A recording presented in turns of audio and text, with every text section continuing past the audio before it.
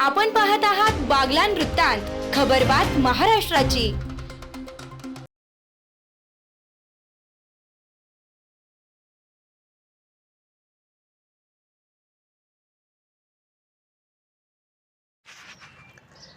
सटाणा नगरपालिकेच्या उपनगराध्यक्षपदी सुमित वाघ यांची बिनविरोध निवड।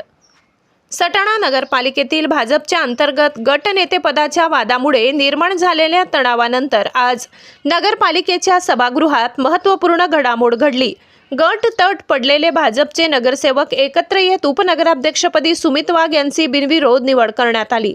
नगराध्यक्ष हर्षदा पाटील यांनी ही निवड अधिकृतपणे जाहीर केली। यावेळी नगरपालिकांच्या मुख्याधिकारी ज्योती भगत, जनसंपर्क अधिकारी हिरालाल कापडणीस आदी उपस्थित होते। याच बैठकीत स्वीकृत नगरसेवक पदासाठी दीपक सोनावणे, अनिल पाकडे यांचीही बिनविरोध निवड जाहीर करण्यात आली। या निर्णयामुळे गेल्या काही दिवसांपासून सुरू असलेल्या राजकीय चर्चांना पूर्णविराम मिळाला आहे। निवडीची घोषणा होता सुमित वाघ, दीपक सोनावणे, अनिल पाकडे यांच्या समर्थकांनी आनंद व्यक्त केला। नगरपालिकेच्या आवारात फटाक्यांची आतिषबाजी करण्यात आली, तसेच गुलालाची उधळण करून जल्लोष साजरा करण्यात आलाय। एकजुटीने विकास हा संदेश देत कार्यकर्त्यांनी नेतृत्वावर विश्वास व्यक्त केलाय।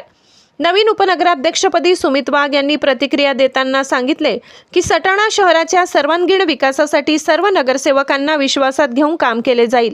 शहरातील पाणीपुरवठा, स्वच्छता, रस्ते, मूलभूत सुविधांवर भर दिला जाईल असेही त्यांनी स्पष्ट केले। या बिनविरोध निवडीमुळे सटाणा नगरपालिकेतील राजकीय वातावरण स्थिर होण्याची शक्यता असून येणाऱ्या काळात विकास कामांना गती मिळेल अशी अपेक्षा व्यक्त केली जात आहे। यावेळी सटाणा पोलीस स्टेशनचे पोलीस निरीक्षक योगेश पाटील यांचे मार्गदर्शनाखाली पोलीस उपनिरीक्षक अतुल बोरशे यांच्यासह त्यांच्या सहकाऱ्यांनी चोख बंदोबस्त ठेवला होता। बागलाण वृत्तांतासाठी संतोष जाधव सह श्लोक भामरे।